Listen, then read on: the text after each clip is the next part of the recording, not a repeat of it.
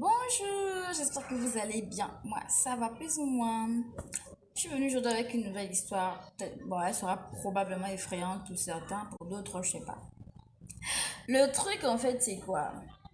On me l'avait raconté et je vous la raconte. Moi, je n'ai pas vécu l'histoire des... Voilà. Donc, l'histoire, en fait, c'est un homme et une femme, voilà. Ils sont rencontrés, bon, je sais plus, je me rappelle plus des détails, ils se sont rencontrés et puis voilà, ils sont ensemble. La femme disait en tout cas que l'homme, il était très très attentionné, il était très présent, il montrait tellement d'affection. C'est comme si c'était quelqu'un qui vivait en manque d'affection en fait. Et du coup, là, il rattrape ça. Voilà. Ils ont eu des enfants et puis c'est toujours le bonheur. Un jour, la dame va au marché avec l'un des enfants. Elle rencontre une autre dame qui la fixe. Vraiment de chez fixé quoi. Elle se demande pourquoi la dame la fixe comme ça. Donc elle interpelle la dame que madame, qu'est-ce qu'il y a? Depuis, là je tourne. Vous non seulement vous me fixez, mais vous me suivez aussi en fait.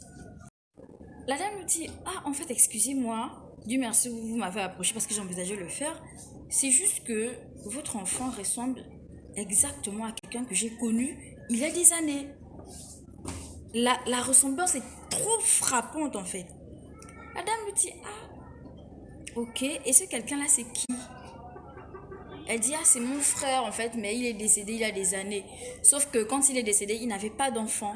Et du coup, la ressemblance là, soit il nous a caché l'existence voilà, de cet enfant, soit vraiment cette histoire des sosies là, c'est fort.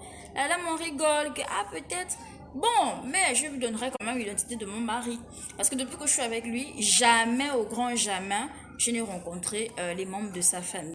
C'est comme ça, celle qui venait avec l'enfant donne le nom, en tout cas l'identité de son mari.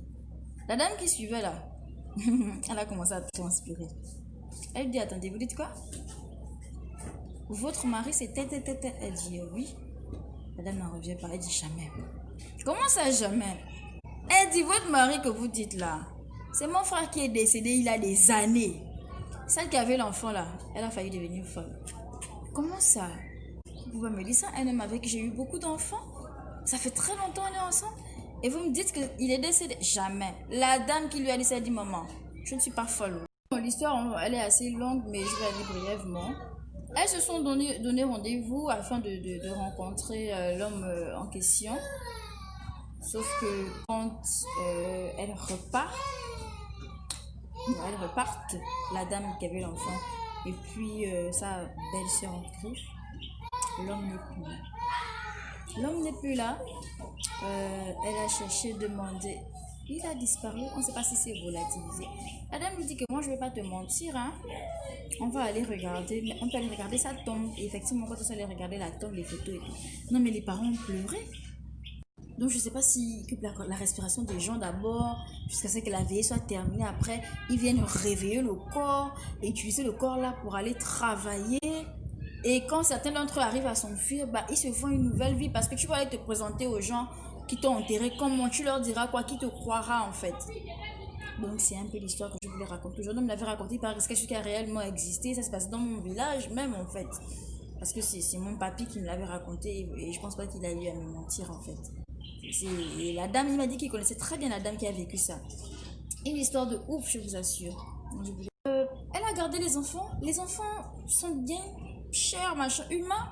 La ressemblance était frappante, hein, d'après mon grand-père. La ressemblance était bien frappante entre celui qui est décédé et puis elle. Et elle est revenue dans son village avec les enfants. C'était un truc de ouf. Un truc de ouf. Donc voilà ce que je voulais vous dire aujourd'hui.